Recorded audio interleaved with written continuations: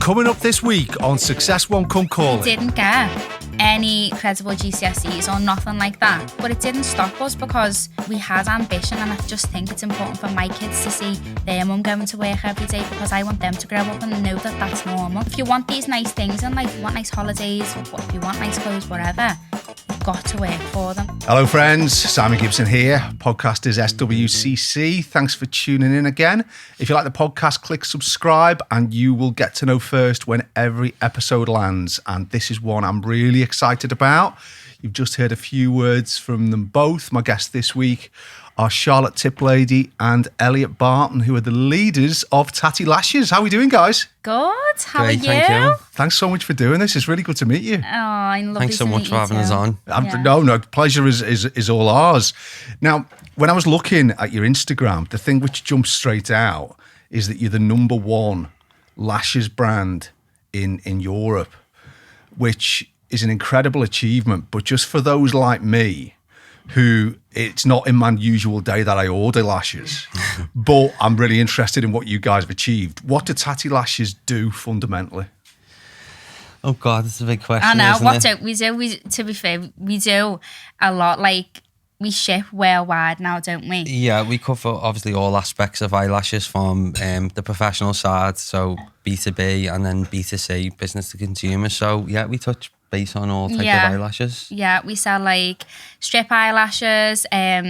We sell lashes for lash technicians as well. We sell all the accessories to go with that for the lash technicians. What else do we do? We do so we do loads, so don't many. we? If it's lashes, If you it's do lashes, it. yeah, we Every do. possible way of all the applying lashes, we do adhesives. it. Yeah, we've just brought out an eyelash serum, which is obviously a new cosmetic that we brought out. So we're sort of going down that route a little bit now, aren't we? Yeah. Yeah. And What you do else? this now. It's a global business. Yeah. Wow. I mean, how does that feel? It's mad, like, isn't it? Yeah, Like, it's hectic. yeah. I just feel like sometimes, obviously, you're just so caught up in the day, like you don't really realise. Like, Yeah. We never ever like really stop and think like how big the business really is, because we're so involved day to day and we enjoy it and we love doing it. But yeah, it is big now, isn't it? It's, it's And everywhere. just you two, as well as being business partners and joint founders of this global lashes business, you're also your best mates. Yeah, we really are we best are mates. actually best mates, yeah. Don't get me wrong, we've got our tests, we've had our testing times before, but no, we are best friends. We've been best friends since we were in school. So how it was you met in school, did you? Yeah. So tell me about the first time you met, and did you know that at that minute? God. I don't actually want to say that one, yeah. Say that one. Yeah, we used to be, God, when was it? When we were like 11, something like that. Yeah, around then. I'm 30 I used to now, like so- follow him around and like want to be his friends, and he was like, "Oh no!" And then we got and then he just wouldn't. I think when we were about 13, we started to become more pally, Yeah. and then as we got to about 16, like we realised we had loads in common, and that's really when our friendship kind of took off, wasn't it? Yeah, and then we just can't get rid of each other now. Like we're stuck with We're each now other. married. Well, I gotta say, you're absolutely stuffed now, aren't you? Yeah. It's a good job you like each other as well No, as good being definitely. good at business together. Yeah, we do work really, really well together. We've got like such good chemistry, haven't we? Yeah, we're lucky in that sense, definitely. Yeah, because it doesn't work sometimes when people get into partnerships with the friends. We're very sceptical at the beginning, weren't we, of doing it, but it was just something that we just couldn't not do. It was like we'd been given this amazing opportunity, and we were like, oh, I'm not at first, but I'm obviously so thankful that we did do it. Yeah, because obviously you do hear people don't mix like business and pleasure together, but no, it's worked for us. But obviously there has been the up and downs over the years. But we've there's just been got some tantrums, hasn't there? yeah. Well, because I mean, there must have been, and I'll share my business experience in a little while, because you've gone from having a really small enterprise, which was obviously just UK based. The growth you've gone through is so extraordinary in terms of now being this truly global brand and at the top of the tree in Europe. How's your friendship evolved throughout all that period? Are you the same people and the same friends? Is your relationship the same as it was when you ran into each other in high school? I think we've got, I'm not just saying this, we've got an amazing friendship, and it's only got stronger over the years. Like, we just understand each other, don't we? And we've got like such good respect for each other. Yeah, We're definitely not the same people as we were No, in I was going to say, school God, we've been now. on such a like journey together, On a but I roller feel coaster, like yeah. we've had to adapt our friendship. Like obviously initially it's just, you know, your general friendship where we was close, but it's like you're talking about normal friend things, what you're up to and that. Like obviously that conversation stops because everything becomes about work, but you know, we've adapted to that and we've got that respect for each other and we've had to like change up things, What haven't we we? normally do though, because when we come into work and it's work straight away, like it's like, hi, you okay? Yeah, crack on straight away. When we have our lunch, we just naturally just turn back to friends. So we'll just sit there and have our lunch and be like, so what are you doing at the weekend? And what are you We doing do, this? And what are actually, you we doing do that? And we that. don't realise we're doing it. We just don't talk about work while we're having our lunch, Yeah, do Do you we? know, it's Just that so half an hour. interesting. 'Cause I mean, I told you off camera that I started my first business with one of my best mates 10 years ago next year, 2012 we started. And what you've just described there, that's the way it is with us as well. We don't, because we've got a number of businesses now and he mainly runs one of them. We don't see each other every day like you guys do. We don't even talk every day, but we see each other regularly. And obviously we're reporting into one another and that sort of thing. But when we're in the pub together, I sometimes say to him, it's nice to talk to you. Yeah. And Yeah. it's because you're seeing the person Yeah. rather than the business partner. Yeah. So that ability to 100%. switch on and off. Yeah, no. I still do love him as a person, even though we have our ups and downs in work. We always make sure that stays in work, and our friendship is so important to us. And don't get me wrong, we've had our run-ins over the Yeah, years, haven't we, and ups and downs, but that is the main thing for us. We've always said our friendship's so from- important, and I think like obviously we understand each other so much, and I know when she's having a bad day, she knows when I am, and you've just got to like respect them boundaries a little bit, and you know like I'll just give her that moment type of thing, vice versa with me. Or know where to just stop and draw the line. But I think sort like no of. matter what, like we are best friends, and our friendship is so important to us. And I think when the business obviously grew, and like we were like, whoa, like what you do here, like we was tested at times, but you know, we just had to adapt to, and we split our bills up, didn't we? Yeah. We were like trying to just keep up with absolutely everything, like all the customer service, like getting the orders out. And there was only me and Elliot at the time. We had a couple of staff members that done part-time hours, but it was predominantly us, wasn't it? That was doing everything. I remember at first I was like, I've been doing all the customer service. When are you logging on? And it was just and it was hard because I just had my first little boy, so I'm just becoming like I was a brand new mum with a tiny baby, this business that was picking up and getting busier and busier. And Elle's like, God, to be fair, you've done well. He was on Instagram all the time, getting back to all the messages, and the business just blew up. And it was like, it's hard for me to try and keep up with that because I'm like feeding the baby or doing stuff, and I can't do half as much as what Elliot does. But thank God you did do that, because we obviously got to where we are now. Thank you. Well, let's touch on this issue of where you are now before we do a bit of backtracking, because I think this is so important. We set the scene just in terms of what you guys have achieved. I mean, my understanding of the business now is that your brand is so well recognized that you've got some of the world's biggest beauty icons who are fans of your brand, who showcase your brand for you. The one which jumped straight out to me was Nicki Minaj. Was that your first influencer who you? Yeah, I don't know how we done it, but I don't know how we done it, to be fair. I think it was so early on as well. We were only about 6 months in, something like that. We just woke up one morning, said about 20,000 missed calls off Elliot, and I was like, oh my God, what's happened? And he was like, Nicki Minaj, she's got her eyelashes on. I was like, what? And then went on, and then it was just such a surreal moment, wasn't it? It was like, I woke up in the morning, we were tagged in her wearing the eyelashes, and I was like, oh my God. And what was she was in the UK on tour, and she'd used our eyelashes.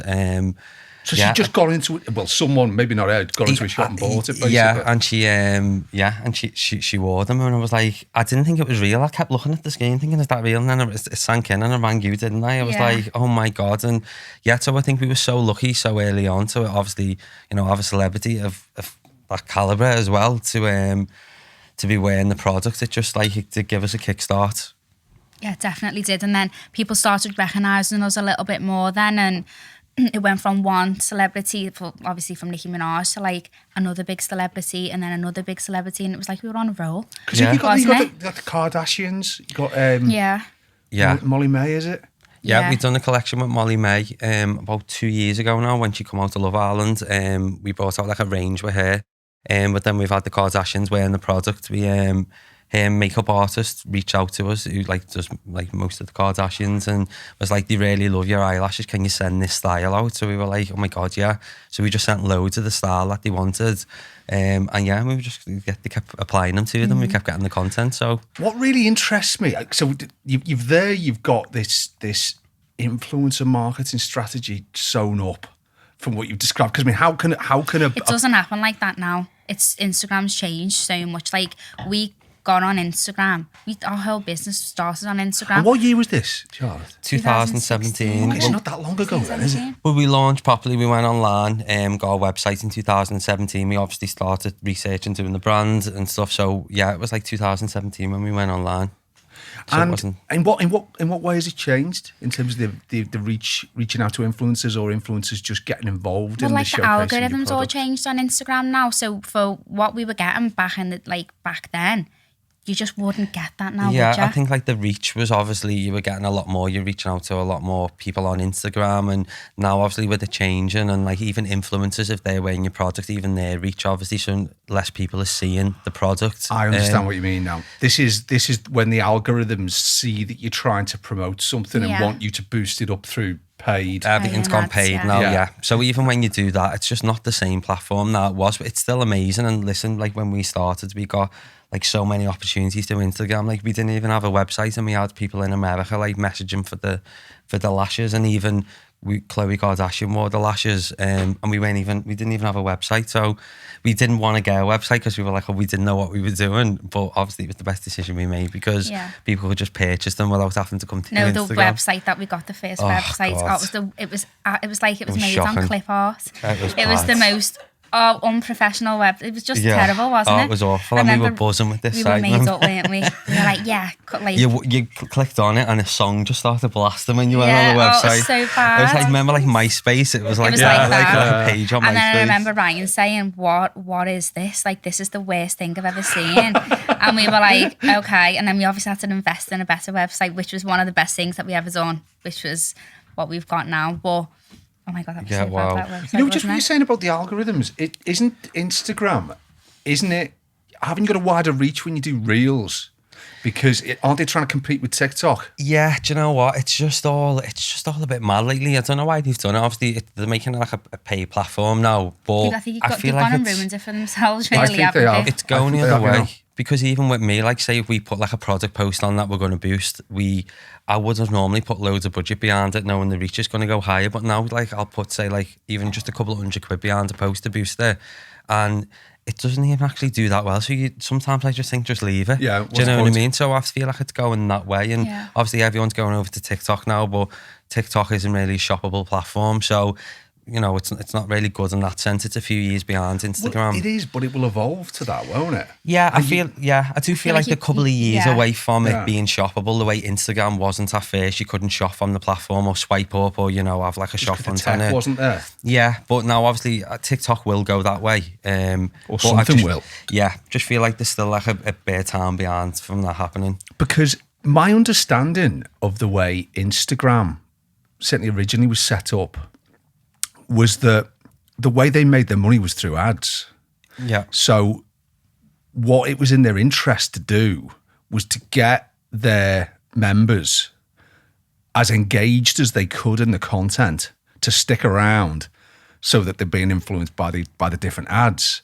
And it seems to me if there's no reach to the platform, well, isn't that self-defeating? Because these conversations will be going on everywhere where people say, Instagram, you just can't do anything on it. Everyone's saying the exact same. It's just sad because everyone's like, there's so many people who start a business up like on Instagram and it might not even work because I feel like we were very, very lucky. Just when you got in. Yeah, and like it was fairly new, been around for not that long, had it? Yeah. And there wasn't that many big businesses on there. So we were just really lucky at what we done when we did it. I But think it's as just well, not- like obviously all brands will be feeling like the same thing as well. And it's like at that time, like even now, like say if we gift someone lashes or someone's like, you know, will you send me some lashes out and an influencer, they still have to put like gifted ads. So it takes the authenticity out off it, of because it. then people are like, they're getting paid to do that when really they were going to naturally wear our lashes anyway. So it's kind of So like they can't even feature, they can't even say, oh, like, my lashes are gorgeous, I bought them from, or whatever. They can't do that now because they'll get like slammed by the... it has changed. It's sad. Obviously, it's still such an amazing platform. You can reach out to like people all over the world. You know what I mean? Like, say if you even have a fashion brand and you had like dresses or whatever, you can contact someone and send them it. So it's like amazing in that sense. But it's sad that it's changed to be like everything's ad, and like people at the beginning we were really lucky. Everything was organic. We never paid to have influencers wear them, or even down to the Kardashians or anything like that. We didn't have that. But like now with someone it's still, starting, like, influencers are so expensive, aren't they? Yeah. For people who are starting out as well, and they think that that's the route to go down is spending all the money on influencers. It costs an absolute fortune, wouldn't it? For one post, some people are asking like tens of thousands of pounds, and it doesn't even work. So it's like, cut through as just much doesn't no cut more. through to sales now, like what it used to do. But Even like our strategy, we've had to mix it up, and you know what I mean, and we've had to adapt to it now and try and we've tried different platforms. But It did. I mean, I can't claim to understand it like you guys do, but when I first sort of encountered influencer marketing, that word authentic, I think hits the nail on the head, Charlotte, because my impression of it is that the way on TV businesses would like try and get like an actor on or a pop star saying, I have this drink or whatever, it felt more authentic than that because it showed them in a real life setting, really believed in wearing the the shoes. product as well, Exactly. yeah. So it seems to me that they had something quite unique there. And to sacrifice that just for the extent of increasing revenues, which are already pretty healthy. yeah. I just wonder if maybe it's beyond a tipping point. Yeah, I think it definitely is now. We're trying other avenues now, aren't we? Like, yeah, we don't like rely on that we too don't much rely now. on it Do you know what I mean? But And we're like, lucky to not have to rely on it, whereas there's other businesses that do rely on it, and it's such a shame because it is an amazing platform. But The tech is superb behind it. And Oh, we it's all great. love it. We all Yeah. love Instagram, don't it's just we? easy to go on it. You know what I mean? Yeah. Like you go on it, you can see what everyone's doing. It's easy to comment on and things like that. It's just like TikTok. I've tried TikTok. I just can't get into it. No, I think we're too old Yeah, for we're TikTok. too old for TikTok now. I But think. it will evolve, won't it? The platform will evolve. Yeah, I think with TikTok, we just done a collaboration with some influencer called Abby Roberts. She's really big. She's like the biggest TikToker in the beauty industry, and we've done the collab solely for TikTok because we were pretty new as a brand. We kind of jumped on it like in the last year, and we thought like we'll invest into this, and give the platform a go. But yeah, we had to, it is good. Don't get me wrong. Okay, she's got like over 1.5 billion likes on TikTok, which is insane. But There's only so many like lash applications that you can see on the TikTok, really. So it's Right. like TikTok's really good for beauty hacks and like tips and tricks and things that you think, I don't know, like it's not really, it wasn't for us, was it? yeah, I'm not into it. Like we do have budget, we do have spend on TikTok and TikTok. I think we were just influencers. possibly a year too late getting in there, weren't we? Yeah, you've just got to be on TikTok, and it's videos, isn't it? So Yeah. you've just got to be creating content constantly. So And our staff who are creating content are creating content for Instagram and for our website and stuff. So yeah, it's just not really our it's this new platform. Listen, the TikTok's amazing. It blew up, especially like in lockdown. Everyone was on TikTok, and even with like recipes and stuff. So TikTok is obviously brilliant. I just think when it's obviously a more shoppable platform, that's when businesses will really obviously benefit from it.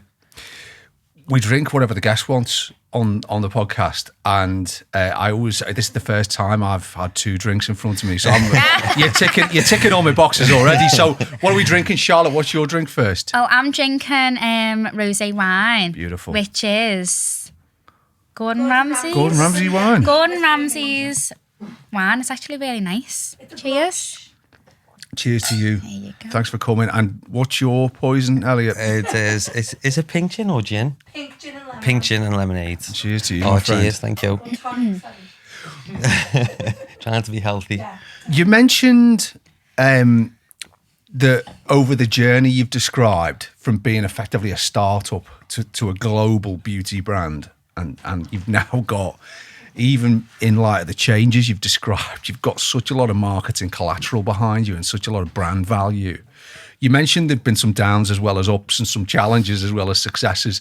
Give me an example of one which maybe sticks in your mind as a particular period of challenge. God, there has been quite a few. I think obviously Brexit this year. Yeah, that's been a nightmare. That's been challenging. I think obviously because we went in, no one really had a clue what was going to go on. It affected obviously shipping to Europe, and even with like regulating products. Obviously everything's got to be regulated if it is a cosmetic product. So that obviously changed, and that was a long process, wasn't it? Yeah. So it took us all year. Like we had launches ready to go for February. And because of that, obviously it's, we've only launched like last month, some of the products. And then obviously like some things don't stick. Like you think, you do all your research, you run all the numbers, like working with a celebrity or, an influencer and yeah, things don't stick, which we have in the past, and we've like, spent a lot of money on it thinking it's going to work and it hasn't. So it's not worked the way we thought it was, which is quite disappointing, isn't it, when we're expecting like a really big high and it's like, oh, this is it. This is sort of it. But we've had some amazing highs, but we get to do it together, which is amazing too. So yeah, what else? I think like, let me ask you about both of them if I can. I mean, let's just deal with this issue of when things just don't work. Because I mean, I'm very familiar with this. I always say, unless you fail, you're never going to reach your potential because you won't establish that bank of learning along the way, which will allow you to really maximise your opportunities. So failure is totally part of a successful business journey. Yeah. But how do you deal emotionally with when money's involved, when time's involved, when you've really poured all of your drive and ambition into a certain pathway? And the pathway turns to be a bit of a cul-de-sac. We always say, don't we? Oh, it's a learning curve. Yeah. we just say, listen, curve. Let's not dwell on it. Like, in the past, at the beginning, honest, like, I'd be crying and everything. I'd be phoning you. I'd be like, because obviously he's my best mate as well as my business partner. So I'd be like, I can't believe this has happened and this and that. And we're really good at, like, bouncing back, aren't we? We're really good at, like, going, right, well, this is it.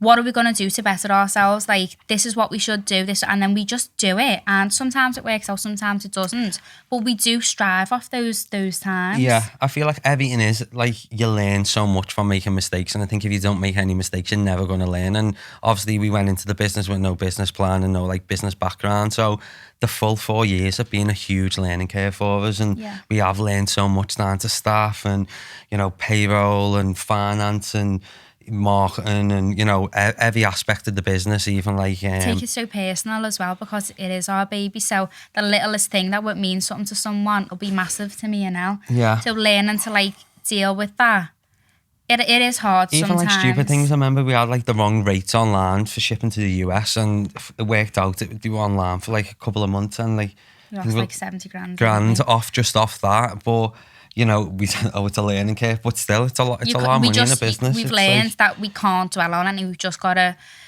face it and move on from it and go, well, we're never going to do that again. And, we are quite good at doing that, aren't we? Yeah. And are you able to, because don't get me wrong, sometimes it costs us an absolute fortune and it's sickening. It really is horrible, isn't it?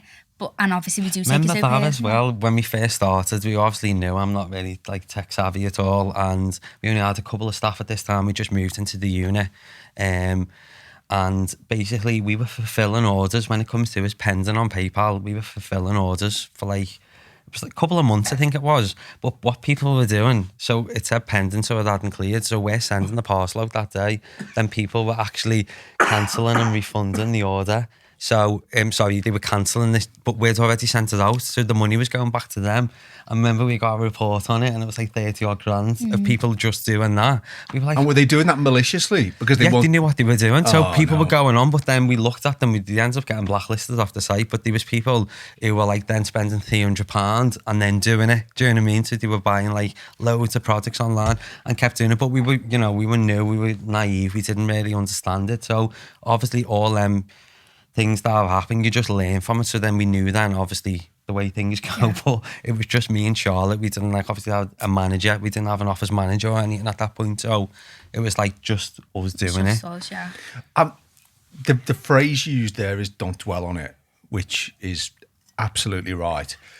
but it is hard not to sometimes. Is there any strategies you've managed to arrive at to get over that hump of frustration? You know what? We've got such an amazing team around us. We really have got such a positive team. We've got a really good support network around us. Like, our partners are absolutely amazing, really supportive.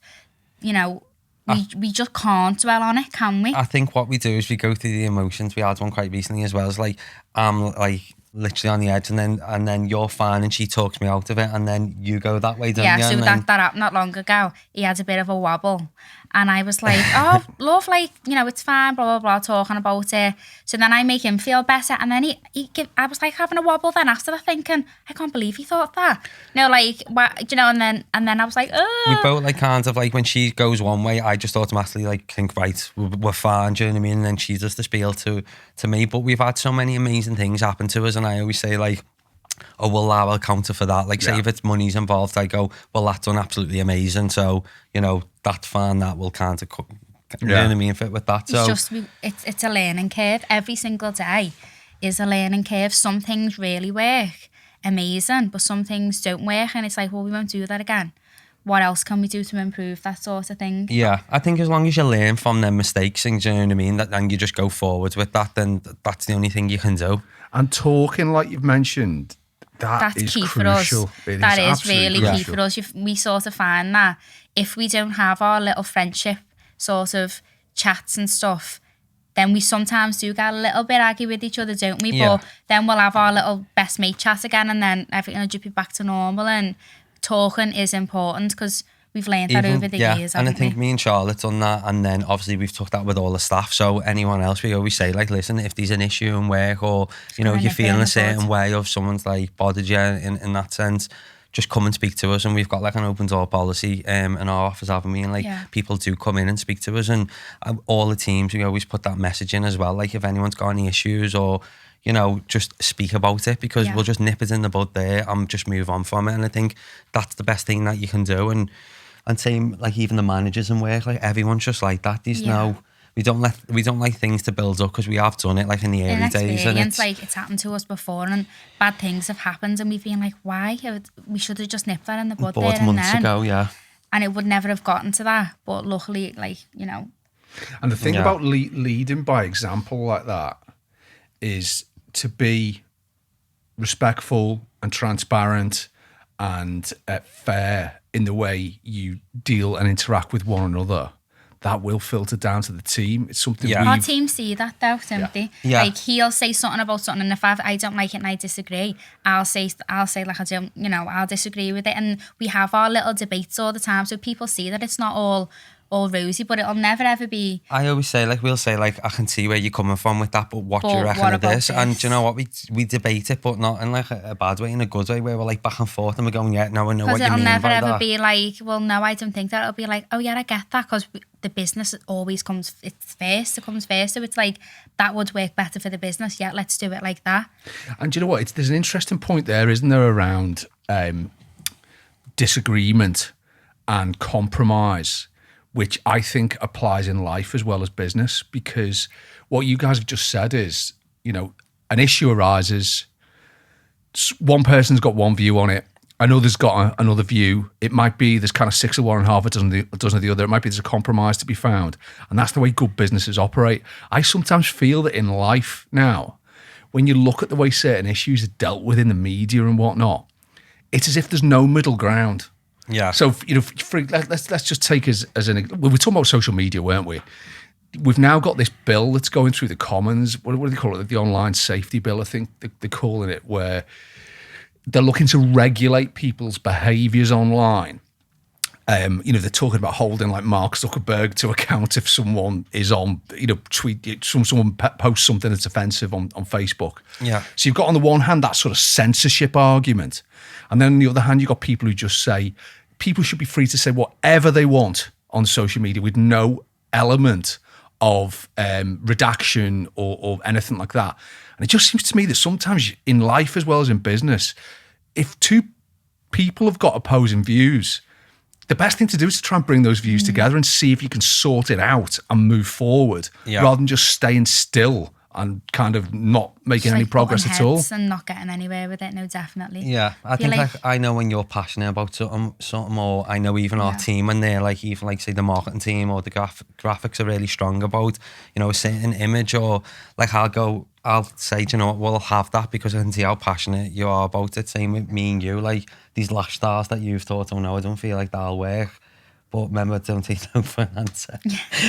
My God, tell me about that. We were calling one called "Don't Take no for an answer." No, I because literally he was like, wouldn't, I'm not taking no for an answer, so we always refer back to this. We lash. call it, but it's not even It's that not style. called But that. we Don't call take no for an answer, and it doesn't really sell. it doesn't does sell. to be No. So fair? I wasn't right, So I was but right, she like- gave me that moment. I was I let him adamant. have that moment. Don't feel like it's been. We also had a lash that. that Elle wanted to name Charlotte, and we done it, and it was the worst lash when it came out of production ever. And I was like, no, I'm not calling it Charlotte. Like, no. And he was like, no, I think it's lovely. Like, you know, you're the owner of the business. Like, let's call it Charlotte. It's gorgeous lash. This, and I was like, all right, okay, yeah, let's do it. It's discontinued now. Came out of production. I was mortified. I was like, I'm not putting my name to that. There's no chance. Well, we had about 5,000 units. 5,000 of them. I was like, You're gonna have So to. what was it? What was it about the lash which you felt because I was? loved it. Oh, I see. loved the lash. Okay. I was like, oh my God, I love this. And it was amazing. Put it into production, because what happens is you'll get loads of samples and you'll find the sample and you'll be like, I love that. So what we used to do is ages ago, we'd go, right, let's put that in production and get a couple of thousands of them. And that was big to us then. And sometimes they come out of production and they'd be an absolute show. So what we need to When what it's in we mass do now, production, it changes. it So you've got changes, to the adapt pattern it. changes weirdly, it just does.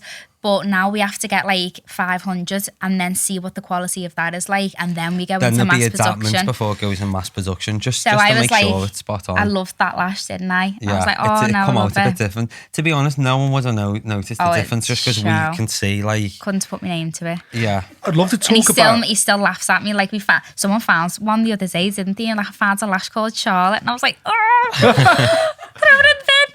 I'd love to talk a bit about this issue you just touched upon about how production works and the way you stock, because to get from where you were as a startup to where you are now as Tatti Lashes as a global enterprise, there's obviously a growth journey you've gone through there, Yeah. which has required not only for you guys to be strong as a partnership, but also to make some pretty hefty investments. I mean, I was looking at your team that you have on. I think it was some content on your Instagram, and you actually had a diagram of your team on there. Yeah. And it looked pretty similar to ours. You had like financial controller, you had a creative director, you had all different teams, and there comes a point in the evolution of a business where if you're going to grow past a certain point, you have to be willing to hand some of the reins over operationally so that you guys can focus on the business rather than in it.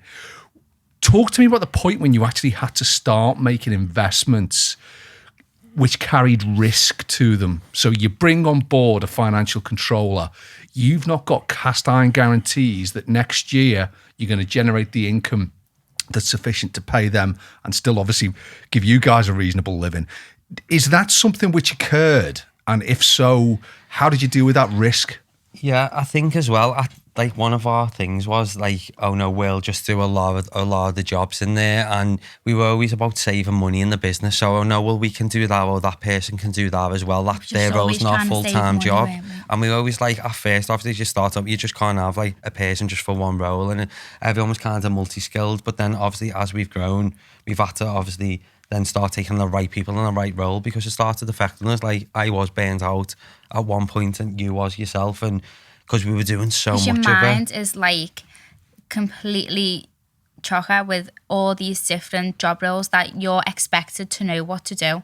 So for instance, like the stock, you just know how to do that. I haven't got a clue how to do that. So I'd wake up in the morning and my WhatsApps would be through the roof. I'd wake up to hundreds of WhatsApps and not even being able to, I'd be scrolling through it, like through the stock chats, and then I'd be thinking, I don't even know what I'm meant to be doing here, because I was getting so caught up in everything else. And you're thinking about other things thinking of all as the well. other things that I don't really know much about. So it's like, yeah, I think it's easier for me to sort of let go a little bit, and it has done. I've had to learn myself to let go because I'm a mum. So it's like from the get-go, I've always had that. I've had to like, you know, have that balance, because it is hard, like having to run a business and have kids and a family to look after. So I've had to learn myself to switch off, and I can do it. You're completely different to me. You're good, though. obviously, and from that, then we've obviously started to appoint people in roles. But like, I am a little bit of a control freak. A big control freak.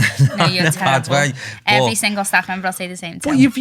But He's not a control freak. It's in a good way. Not like in a like, oh, you haven't done it. Not just like that. I just like to say. oversee and just like to have a little nitpick. No, I just like catch things a little bit. So I like to kind of.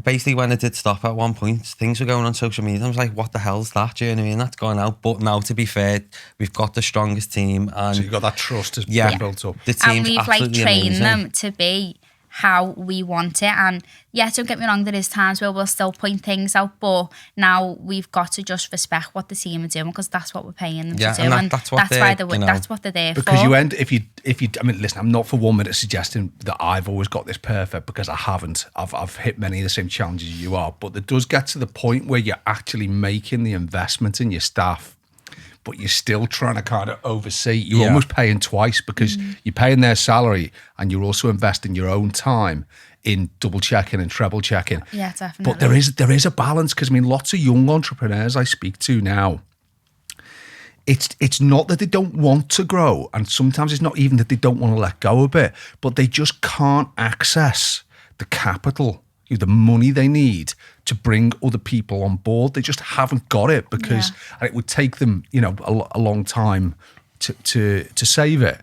What's your view on the availability of money to businesses as they're growing, who aren't from like a silver spoon background? They're startups, they're entrepreneurs, they've ground their way, they've grafted their way to a certain level of growth, and they want to push on to the next level.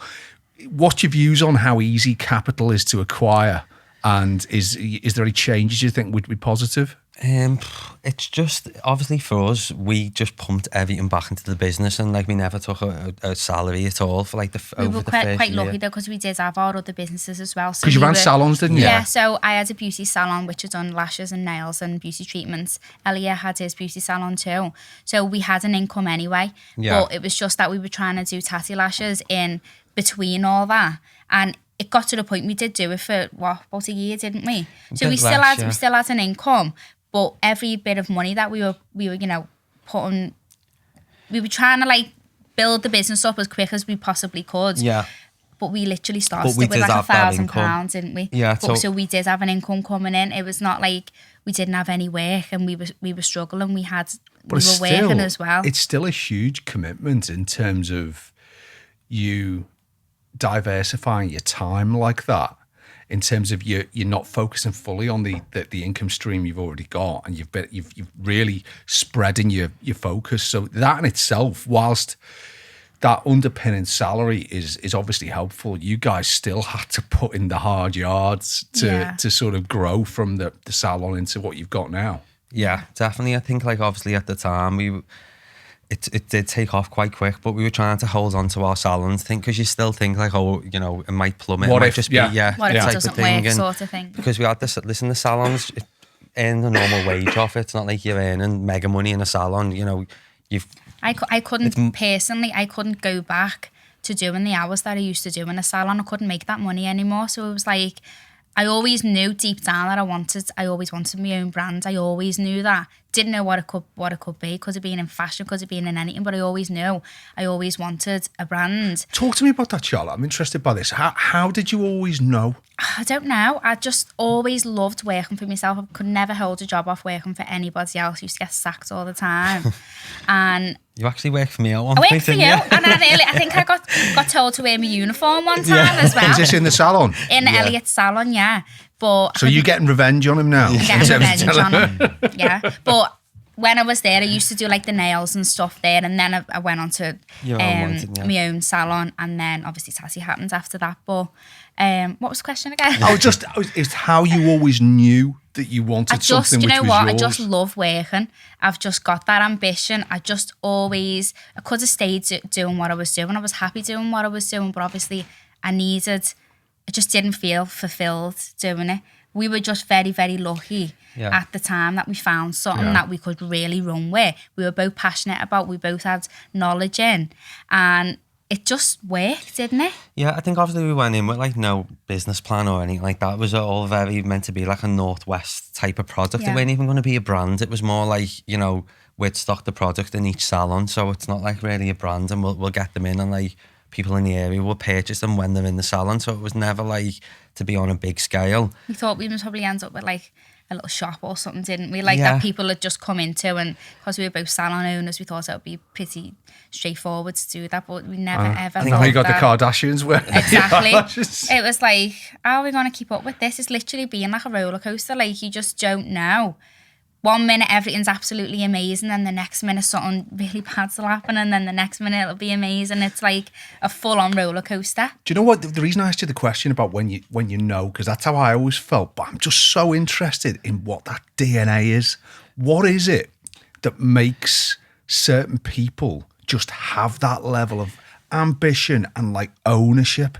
Because do you know what? If you could bottle that, or you could define it, you could say the reason why Charlotte had that is because she went through this and this experience. I always wanted to make my dad dead proud of me. It sounds like really stupid, but I remember I got sacked from one job and I thought, oh my God, my dad's going to kill me. And I went home and he was like, oh, love, what's happened? And I was like, oh, Dad, I just don't want to, I just want to work for myself. I don't want to work for anyone. And I thought he was going to go ape on me. And he was like, oh my God, I'm absolutely made up that you've just said that. I'm so proud of you for doing that. And that sort of gave me the boost and the confidence to be like, I can own my own business. Like, I can do this sort of thing. But yeah, I feel like you just need that drive, don't you? Yeah, I think for me as well, like obviously I'm not academic at all. I've always been quite creative, and which obviously comes into my job now, but I've always had good work ethic. You've always worked. Work ethic. Yeah. Work ethic. Even though when we didn't work together, we always went to each other for work advice. So for instance, if I had an issue with like a staff member when I had the salon, he'd be the first person that I'd phone. And we've always had that sort of like good, we understand each other, how we work. So it just works for us, doesn't it? Filter through, I'm interested. I mean, were you academic, Charlotte, at school? Not really. No, I was dead creative. My mum was like really creative. Well, she's still dead creative now. Like, she's dead wacky, and she loves like making things and stuff. So we get like my creative side off my mum, and I feel like I get my business side from my dad.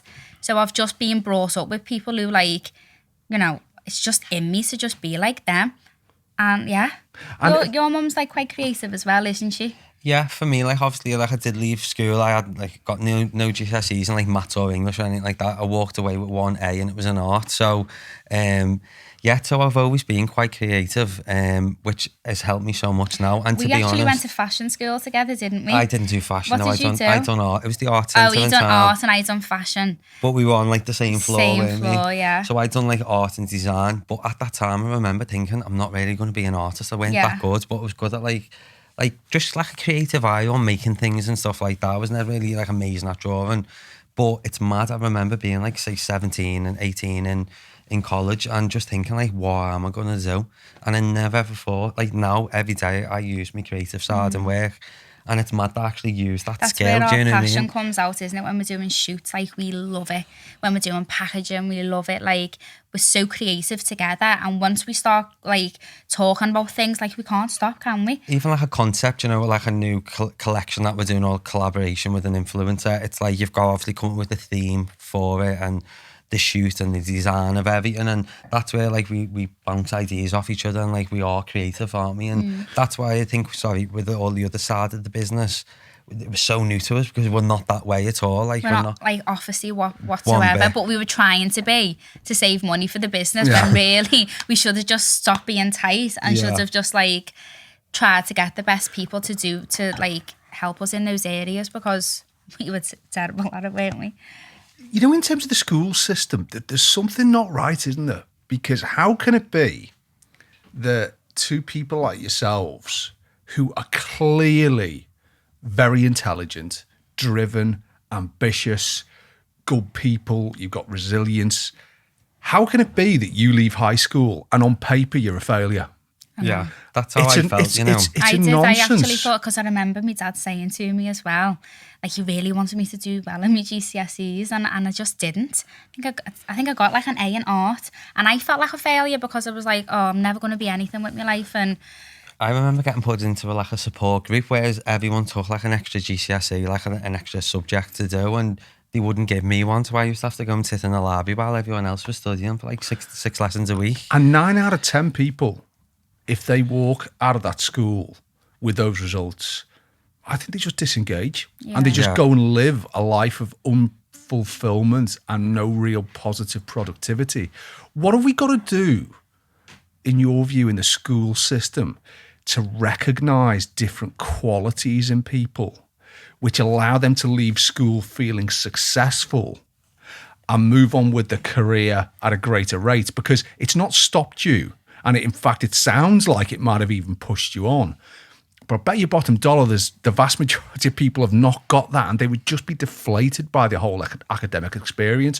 What needs to happen early on when we're getting told to do algebra and fractions and political history and all this sort of thing? How do we get to the entrepreneurs and the creatives and help them? I think I just sort of like switched off in some lessons. It just really didn't interest me in the slightest. Like when I done like me, you know, like the art and like even down to like cooking and stuff like that. Like I always loved doing stuff like that, but I don't know. I think maybe if they obviously like business now. They do business studies, which didn't really, when I it's did as a business GCSE studies, though, it's isn't it? I not think like, if they learn that maybe, because you can use that for anything that you're doing. You can use it, even if you've got, you know, like a little Instagram brand or, you know, you're doing your own. I think social media, learning how to use social media in a positive way in school would be really good. Yeah. Because it's seen in such a negative way, especially in the younger generation now.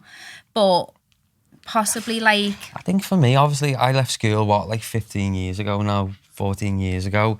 It's just changed so much now to even when I was in school, which weren't that long ago. I feel like the big thing for us was working, getting into that working environment, seeing how you can earn money. Like, I love working. I used to work on a market stall, didn't I, when I was 15, selling Mr. Kipling cakes. And then I went on to Subway and then office jobs. And do you know what? I just liked earning money. Do you know what I mean? Yeah. Obviously, I was only earning like not a lot, but remember I just liked my own like money. £3 was like the I was minimum on, wage. That's what I was. I think it was £4 I was on in Subway. I used to hate it, but I used to just do it. But I feel like now, I don't know, people haven't really got that anymore. Do you know what I mean? Like, times have changed, even from when I was in school. And it's how completely come different. they haven't? Because I agree with you. How come they haven't? I feel like they get that much off the parents. Like, you're expected to have certain shoes, like you're expected to be dressed in designer stuff because of social media. That's not the real world. Them Canada Goose coats aren't cheap, Yeah, are like they? all these like designer stuff which people think It's from that's what social they need media from as well, social isn't it? media, when that's not real life. We didn't have that back in the day. We didn't have anything like that.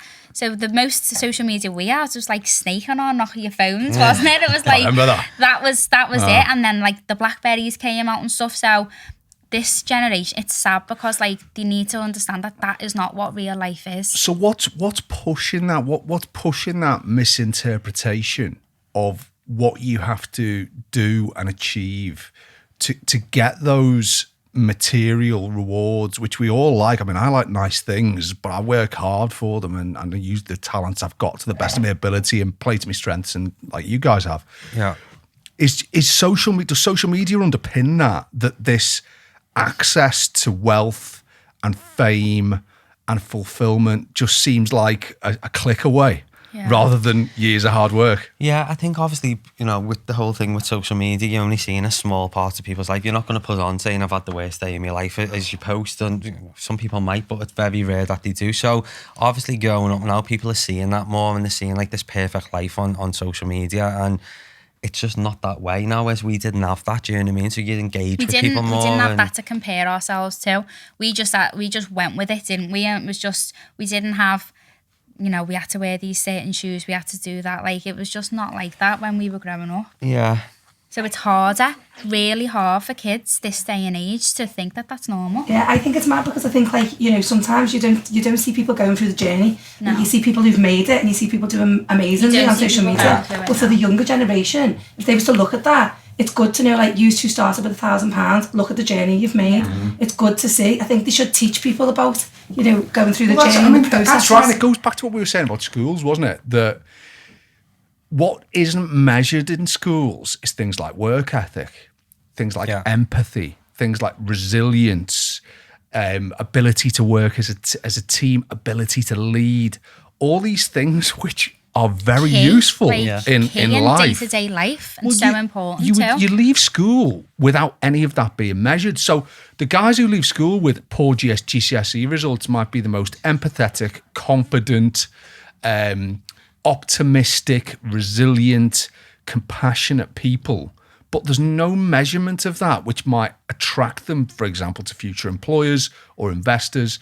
And I just think until such time as we realise that academia, when you're in that 11 to 18 period, isn't the be all and end all. No, it's not. And like, we didn't get any like credible GCSEs or nothing like that. We didn't, but it didn't stop us because we had ambition, and I just think like it's so important for kids to be growing up wanting to work and to see, like, I think it's important for my kids to see their mum going to work every day, because I want them to grow up and know that that's normal. It doesn't come easy because we do have our ups and downs, but I want them to know that that's what you should be doing. You should Part be getting of it, isn't it? yeah. Yeah. If you want these nice things in life, if you want nice holidays, if you want nice clothes, whatever, you've got to work for them. And that's sort of driven me a little bit as well. Is like, I do like nice things. Like, I always like going on like holidays with my friends and stuff like that, but I couldn't do that because I had to work. So it's like. And do you know what? I agree with that. And do you think, because my girls are 10 and 8, and I worry about the amount of pressure the kids get put on them now. Yeah. And they've got pressure from all sides. On the one hand, they've got social media painting this picture of how they should look and act and how fantastic their life should look. On the other hand, they have the schools being compelled to put increasing pressure on them academically. And then also they've got the media in the middle, push negativity after negativity in terms of COVID, in terms of everything. And I just think to myself, what I want for my girls is for them to grow up to be empathetic want them to women. be happy. 100%. And until we actually start valuing fulfillment and getting a better idea of what that means, there must be something universal about fulfillment, which would be reassuring to people who maybe their lives isn't exactly as they want now, something realistic to aim for. That contentment. Yeah, definitely. Hopefully things will change in the future. Like, I don't think Instagram is going to be as, like, social media on the whole, I don't think it's going to be as big as, like, I think it's sort of reaching its peak, isn't it, a little bit, like, especially Instagram. I think as well, obviously, with social media, we're saying like about the negativity of that side and stuff as well. Does have such a positive side as well. Yeah, the positive side is like, listen, when I was in school, you wouldn't see young lads who were 10 wearing makeup, and now obviously me having Tatti Lashes and seeing that, like, these like kids on there that's so creative and can put makeup on, and like the cool kid now. Whereas when I was in school, you'd done that, you know, you couldn't. You would never be able to do that, would you? A shaved head, and you know what I mean, and be like one of them. Whereas now, like, it is showing like the bigger world out there in the same sense. And point. I feel like as well, like, obviously, kids now in school, like, I believe in that a lot. I worry about like the whole bullying side of Instagram more so than that's the sad side of it. That's the sad side of it that worries me for when my kids grow up, and for me brother and for me, you know, for me sister. I'd hate for them to see such a negative side of it. But you are right, like, it has evolved in so many good ways, because like you could never ever now. do that. Yeah, it is. like, you do see, like, it does normalise things as well, and like in that sense, you know what I mean, of people being different, and you know what I mean, or like having a different look or being into fashion. And it is okay to be different, like. Yeah. That's an interesting point. That's right, isn't it? Because this is something else I note, is that my girls, when they come home from school, or I just talk to them, they've got a far greater understanding of how diverse people are. Yeah. About how people can look different and talk different and have different interests and be from different backgrounds and be interested in different things in the future. And that's all totally okay. Yeah. And that it's not even a case of being tolerant, it's just a case of being respectful. Yeah. And I look at that. So they're learning that from school, that's such a positive thing. Like, that's so big now, isn't it? Like, everyone can be diverse and everyone can be themselves, and it's a massive positive, isn't it? Yeah. And you think to yourself, if we bundle all that positivity and negativity together, and just going back to the point you guys were making earlier about sitting down and times of disagreement and finding a way forward, there's got to be, hasn't there? There's got to be a way of pulling all these different influences together in life and finding like a way forward, a society which gives people the best chance to go on and live a productive and fulfilled life. Yeah, I think it's a little bit up the wall though, isn't it, at the minute? Yeah. But hopefully it will goes find that its way, way. and you know what I mean? And I think it's obviously people have respect for each other and, you know, just having like empathy and just being nice to people. Just And I being think if you learn respectful, that, like that's the main thing, you're isn't learning it? obviously like mental health so big now and the awareness to it, which is great. And it's just so people are aware of what that can do to someone. And I think if we just obviously, you know, if we spread that a little bit more of the awareness of how that can affect someone by bullying them online, that's the only thing we can kind of do, do you know what I mean? And obviously Instagram can change certain ways. Like I know now you can block keywords. So for example, like you can block like different words so you'd never see it. So if you was getting called something like a horrible name, you can block that. Or, you know, if you was a little bit different, or, you know what I mean?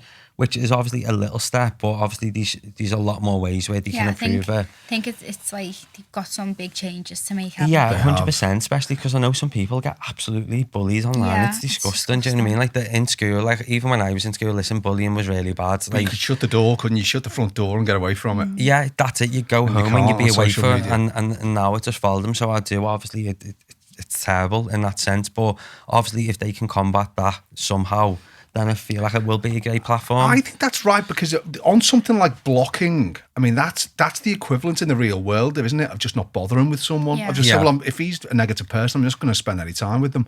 So it seems to me that's a good development. Yeah. There was an influencer who she was saying basically she was getting really like a lot of hate online, and basically she spoke to Instagram. I don't know whether she actually got this put in place, but this is how it happened, and she was getting called fat and all this type of thing. So she, like, this is how I learned about it. You can then block, like, say the word fat or ugly or things like that. So if anyone commented on your pictures of that, you'd never ever see it, nor would anyone else. It just blocks that keyword. But you've got to do that in your settings. But I feel like that is a good start. But obviously there will be people out there that wouldn't use it. I think the majority of them are fake accounts as well. It's the lack of accountability, isn't it? I would really love for Instagram to have like certain steps. So you've got to prove you've got to show verified identity. Yeah, you've got to show your ID. You've got to show where you live. You've got to do your checks with or not. And this is where it's causing so much hate, because you wouldn't do it. No, but these trolls wouldn't do it if it was their personal account, because they just couldn't get away with it. Whereas they're adding all these other little accounts that are causing so much like hard and behind it, aren't they? They wouldn't go up to someone in the street and say that. I don't know why they haven't done that. But you know what? It's interesting because we've talked about this issue of removing the shield of anonymity with a number of guests on the podcast. I'm yet to understand a good reason why. When I've heard Jack Dorsey talking about this, CEO of Twitter, the only argument that's been put forward, which I thought was that anonymity allows people to whistleblow. So effectively, if someone has to have verified identity, then if there's a company who is subjecting workers to slave-like conditions or unsafe conditions, that they can't whistleblow at scale because they need to protect their identity. Now, I respect that, but I just think there's got to be a solution to that. There's got to be a way in which... It's not working now, is it?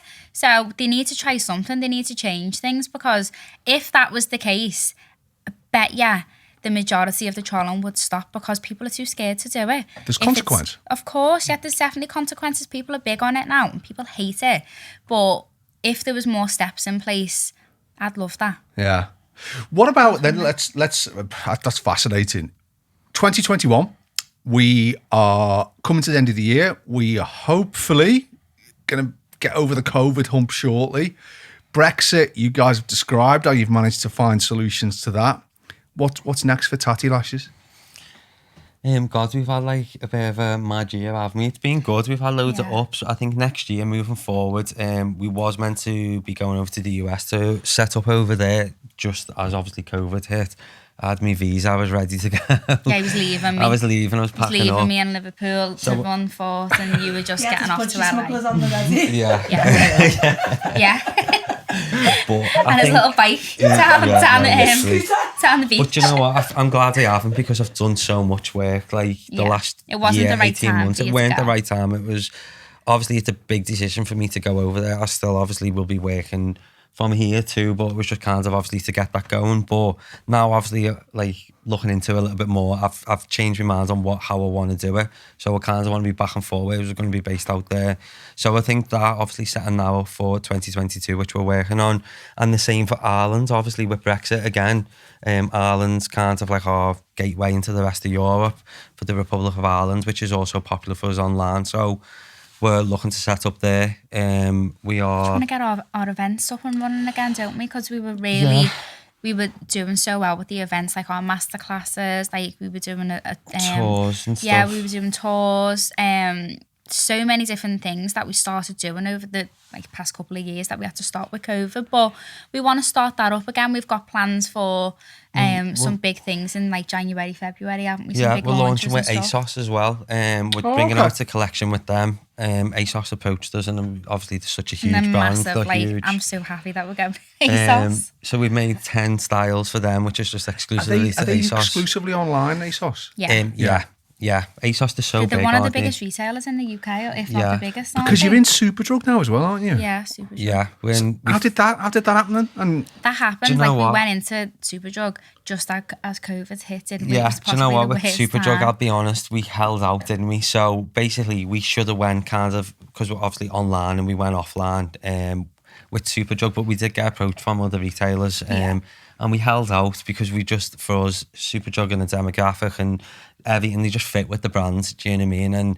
And like, for example, like, I should say, for Boots is really, I feel like it's a bit more older now, or it's a bit more bland, whereas Superdrug, it's got personality, it's quite cool. Went and we had meetings with Boots and all that, but it didn't work out. It was the right thing, but Superdrug was like, for us, when it happened and we got approached by them. We didn't want to just go into any retailer because we'd held out for so long.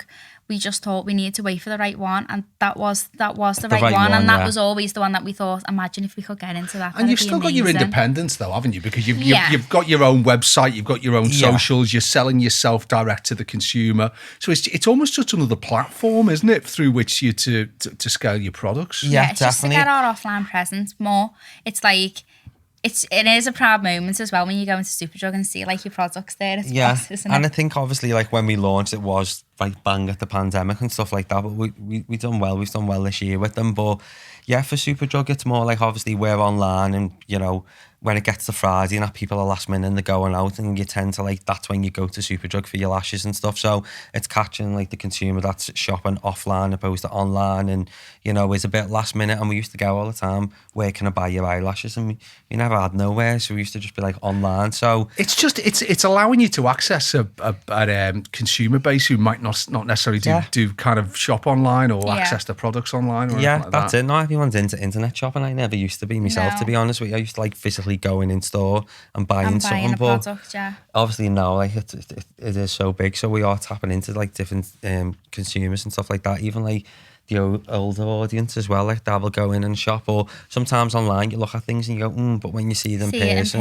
you can pick it up and you can look at it, see the packaging, see the quality. Absolutely. But it's different. And there's a different experience as well, isn't there? Some people like shopping. Yeah, definitely. Just like physically seeing the item, but it's like obviously with Superdrug it was again a learning curve, as we say with everything, but at the beginning, you know, we had to change where online, everything had to be done to go in store completely different with the barcode and the way the packaging is, like what's on the packaging and the way we actually send it to the Superdrug store. So it was like a lot of work that went into it, and we are in now like over 700 stores. We launched in 560 at the beginning, which was obviously a lot. And one day we went out in 560 stores. So we're growing, and with that, basically Superdrug are owned by a company called A.S. Watson, which is like the top.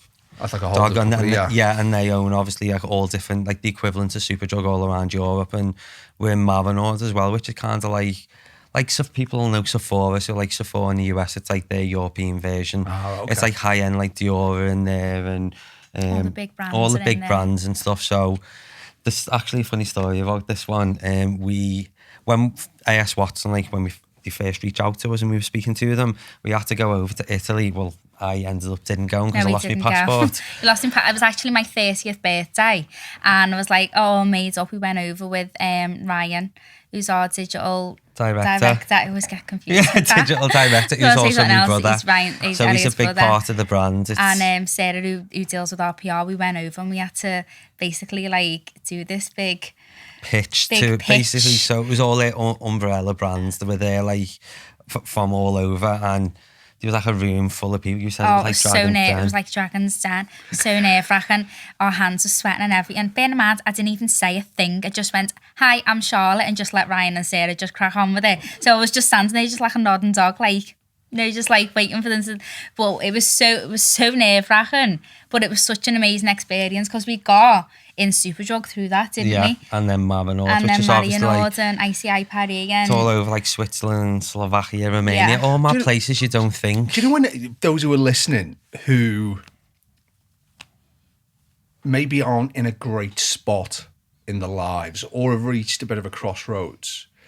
The story you've told us here today is so incredible. In terms of 2017 is not a very long time ago at all. And you've reached this level of not just growth, but also remaining with your feet on the floor. You've got great relationships. You've talked about your relationship with each other. You've talked about your relationship, Charlotte, with your kids and your commitment to your family. And that comes across in spades to me. What is it that's driven you to both achieve what you have, but whilst remaining good human beings as well? I feel like our relationship plays a massive part in that, because I sort of like, he backs me and I back him. So we've always had that relationship where like, we can do this. You know, like we've always had that like ethic, haven't we? Like we can do this.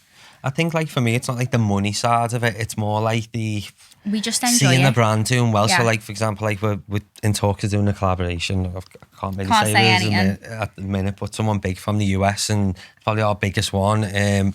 But for me, like again, it's not like saying like, oh yeah, it's going to earn so much money off this, and we're going to do that. It's not even about that. It's more about like pure doing excitement, it. Yeah, isn't the it? excitement We just and doing love it and like doing what we're doing, building the brand. Like I just get that buzz. Seeing Like it grow. when the brand, like I'm like, oh my God, we've just done that. Do you know what I mean? And Do you know, like, it's funny, isn't it? Because obviously, money, the way I've always thought about money is that if you were doing something that excited you but was pushing you into poverty, you probably wouldn't keep doing it. I do feel like we've been very fortunate and very lucky, and we're so thankful that we're in this position, aren't we? Like, yeah, I understand that because it doesn't work for some people, and we're so lucky, touch wood, to do something it's you love. something that we love. Like, I understand. I thank me lucky stars every day that I'm in this position, because it could have gone the other way. It really could have gone the other way, and it could have been a completely different story.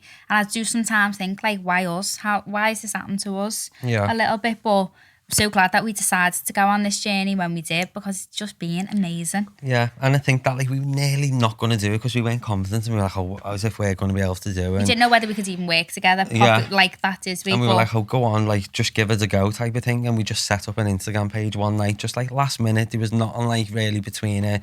Let's order them in, 50 of each style. That's what we got out of 4 styles. She's going, oh my God, what are we going to do if we don't sell them? And it's like 200 pairs it was at the time. It was a big investment for obviously at the time. Yeah, it was. But like when you think back, like that's what I mean. It's mad. Like it was the confidence in us. We didn't have it. Do you know what I mean? And I think like, imagine if we never done that. Like, I know. like It's what would we those, be Joe, doing? it's a lovely point to wrap up that, isn't it? Because it's about in life, you move along the road, don't you? And you reach different crossroads. And if you go left rather than right, or worse still, if you just stop at the crossroads, the worst thing is regret, isn't it? Yeah. And or doing it with somebody else. yeah, Imagine if Yeah. we just would Oh, it would never be the have same worked. business, yeah. It would never have worked. no. Ever.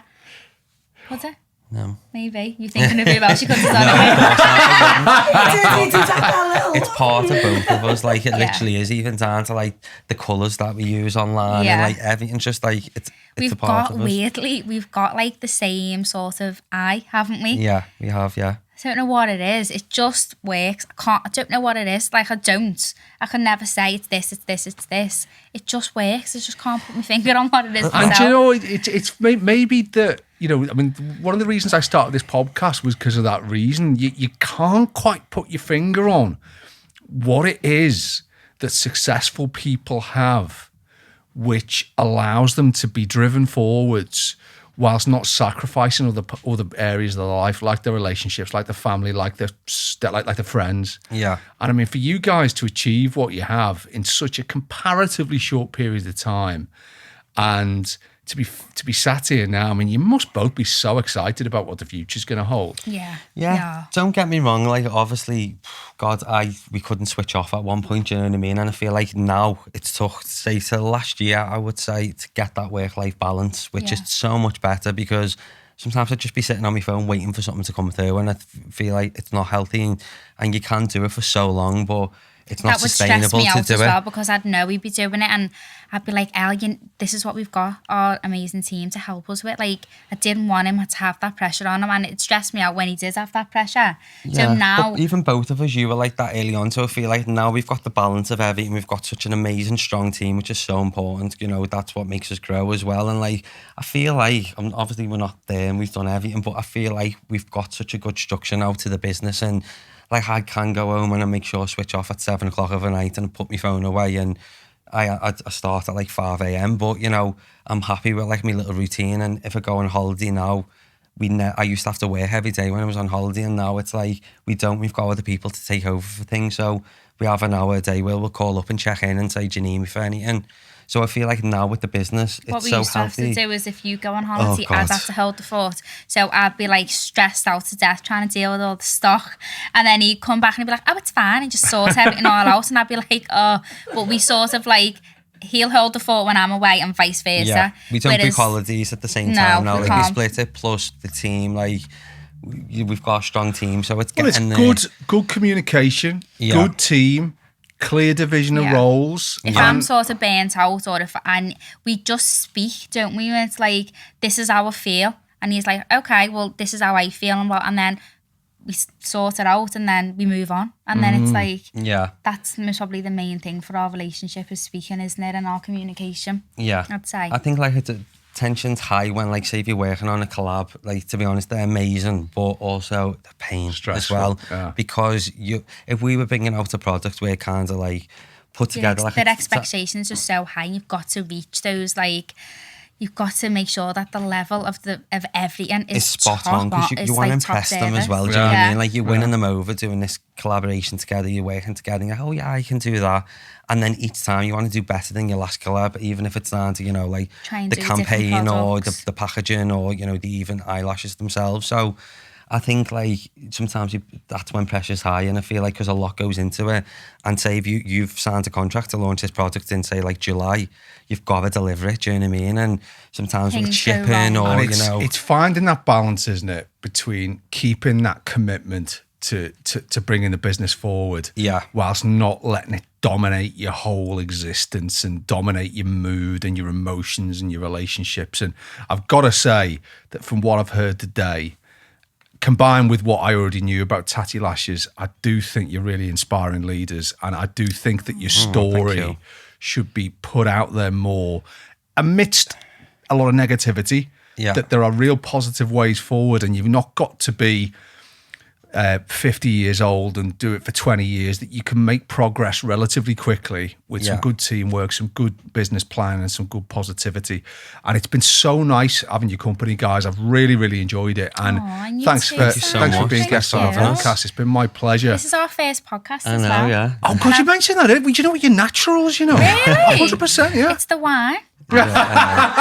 Same, the gin. I've had 2 gins. 2 gins. Strolling off there. Exclusive. No, I've really enjoyed it. Yeah, well, thanks so much for having us. Likewise. Well, thank you. Hopefully you come back to see us, and I'm really excited to hear what you're going to tell us next time. But in the meantime, thank you so much to Charlotte Tiplady and Elliot Barton. Oh, thank you. And Tatti Lashes. Thank you. Thanks, guys. Guys, that was awesome. That was so good. Oh, yeah. What do you reckon? That was so